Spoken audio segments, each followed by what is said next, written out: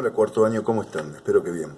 En esta oportunidad vamos a hablar de un tema que marca un antes y un después, un gran quiebre, todos los historiadores lo aceptan, un cambio fundamental en la historia argentina, que es el peronismo. Entonces estamos contextualizados en los años finales de la Segunda Guerra Mundial, y también de la finalización del gobierno de Castillo, que iba a ser reemplazado por el fraudulento patrón Costas, un ícono del fraude en la Argentina y la corrupción de la provincia de Salta, y un conocido aliadófilo. Esto implicaba que también su presidencia, además de ser una gota más que rebalsara el vaso en la poca seriedad de la política argentina que caracterizó la década infame, significaba también que la Argentina, que había elegido la neutralidad en la Segunda Guerra por su conveniencia económica y por sus ideologías afines a todo lo germano, tanto en los militares como en gran parte de la sociedad, iba a declarar la guerra al eje si patrón Costa ascendía al poder. Bueno, estas fueron las gotas que rebalsaron el vaso del Grupo de Oficiales Unidos, GO, una logia secreta dentro de los militares en la Argentina, que decidieron dar el golpe de 1943, y tras la corta presidencia de Ramírez, el gobierno pasa a manos de Farrell, y con él comienza el accionar cada vez más protagónico del general Perón, que ya había hecho algunas apariciones en la historia, desde el golpe del 30 y un poco más, un hombre que había tenido cátedra y que había desarrollado un profundo nivel de oratoria, que era viudo, que había sido enviado a Italia y había convivido muy de cerca con la Italia fascista de Mussolini, y que sus ideas lo habían dejado realmente maravillado como forma de organización de los trabajadores y de mediación del Estado entre empresarios y trabajadores,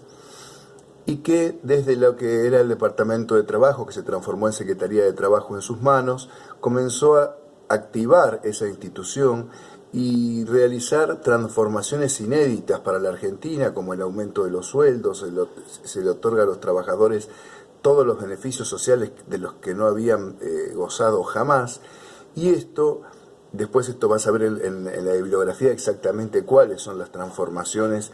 que Perón hace en el mundo laboral, pero vos ya conocés cuál era la historia de los trabajadores en la Argentina, por eso te vas a dar cuenta cómo y desde dónde se construye la imagen de Perón, o lo que Perón significó para la clase trabajadora, o al menos para gran parte de la clase trabajadora.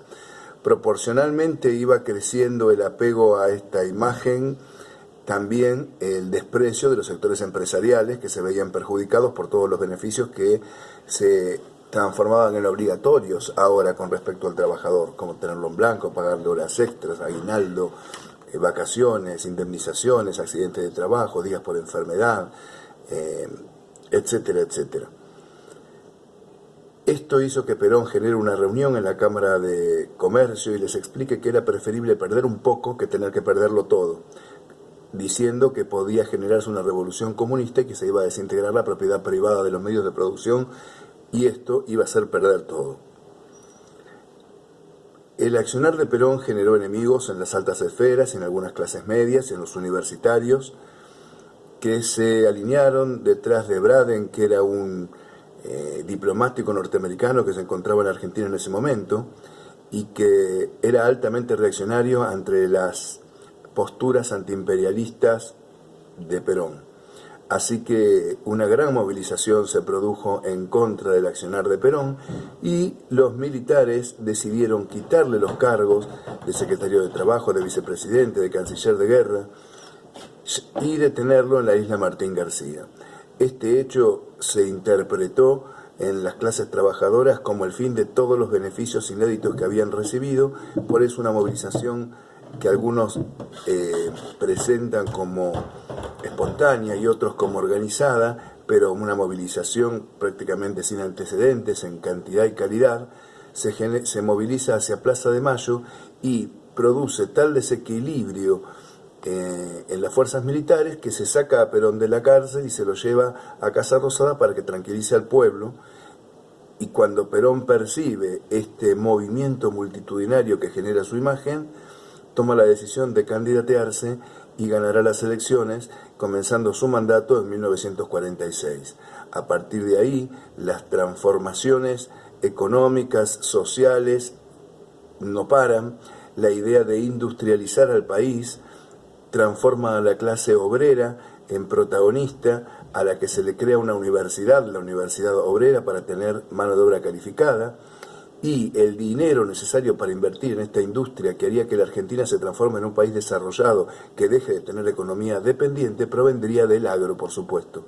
Por eso es que el Estado peronista, que es un Estado administrador, un Estado que interviene en la economía, un Estado intervencionista a través de los planes quinquenales, planes de transformación económica manejados por el Estado de 5 años de duración, se crea el IAPI, Instituto Argentino para la Promoción y el Intercambio. La función será comprarle a los productores agrícolas toda la producción, garantizándoles nada de pérdida, pero a precios mucho más bajos a los que podrían vender estos al mercado internacional, y a esos precios los vende el gobierno argentino, quedándose con la diferencia e invirtiéndola en industria. Una industria que generó muchísima fuente de trabajo, mayor bienestar y dignidad en la vida de los trabajadores, junto con transformaciones de tipo sociológicas, como centros vacacionales, la aparición clave y fundamental de su mujer tras el terremoto de San Juan. Eva Duarte se conoce con Perón y conforman una pareja explosiva, porque ella se transforma, según los tiempos antiguos, los tiempos de ellos, en la líder de los descamisados, y genera con el pueblo una relación que no se explica racionalmente solamente, porque es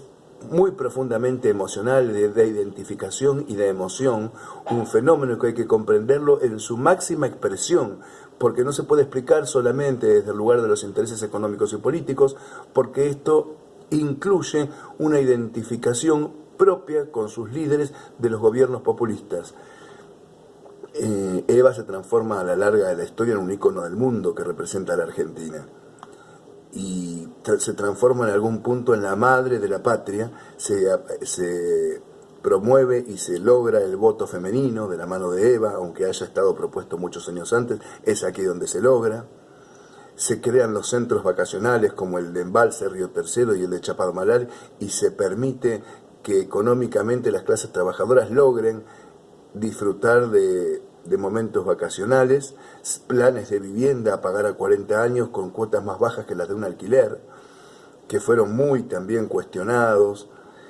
al tanto que las clases bajas y trabajadoras van transformando a Perón y Eva en una especie de culto. Las clases medias y altas sienten profundo rechazo y tildan a este gobierno de dictador y autoritario, que se mueve con los mecanismos propios del fascismo. Acusan de ser persecutores políticos, de no darle beneficio a nadie que no esté afiliado a su partido. El estudio de la bibliografía, los manuales de las escuelas se asemejan muchísimo a los del nazismo y el fascismo. Pero así transcurre el primer gobierno de Perón, que es el gobierno legendario, el que dejará una marca inolvidable para los argentinos, tanto los pro como los contra. Y ese fue el desarrollo del primer plan quinquenal, donde se le quita apoyo al campo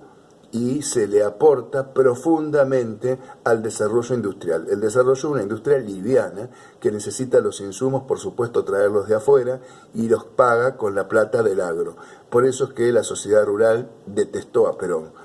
porque actuó en contra de sus intereses, y la clase obrera se sintió más beneficiada que nunca. Sin embargo, procesos históricos internacionales generarán un segundo plan quinquenal en características muy diferentes. El dinero de la Argentina que se había acumulado durante el periodo de guerra se termina. Los Estados Unidos y el Plan Marshall ponen cláusula a los países de Europa que se están recuperando gracias a sus créditos, a que no compren en ningún otro país todo lo que pueden comprarle a ellos, y también se venga de esto de la Argentina, que no había declarado la guerra hasta último momento a Alemania. Entonces comienza una situación económica mucho más difícil. Perón insta a ajustarse el cinturón a la gente, que viene un periodo de ahorrar, y baja un poco su nivel de defensa antiimperialista porque empieza a negociar con empresas petroleras norteamericanas. se da cuenta que no puede sostener el plan de industrialización, entonces vuelve al campo a fortalecerlo con créditos, con maquinarias y con todas las posibilidades que un Estado da.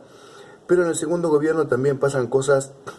muy problemáticas como que dentro de los militares ya el disgusto con el gobierno de Perón crece y el gran conflicto con la Iglesia, quien genera un partido nuevo que es el Partido Demócrata Cristiano y que viene disputándose ya con Eva y las mujeres, las damas de beneficencia, todo el tema de la caridad. Esto y el disgusto profundo de los militares y el cambio en la economía y el cambio de rumbo en el beneplácito económico que Perón le dio a los trabajadores generan las circunstancias del golpe del 55 que le pondrá fin a esta primera etapa del gobierno peronista. Este gran resumen general y rápido vas a poder ampliarlo con la bibliografía y el material audiovisual que yo te envío. Espero que te haya servido y un beso y un afecto para todos. Hasta luego.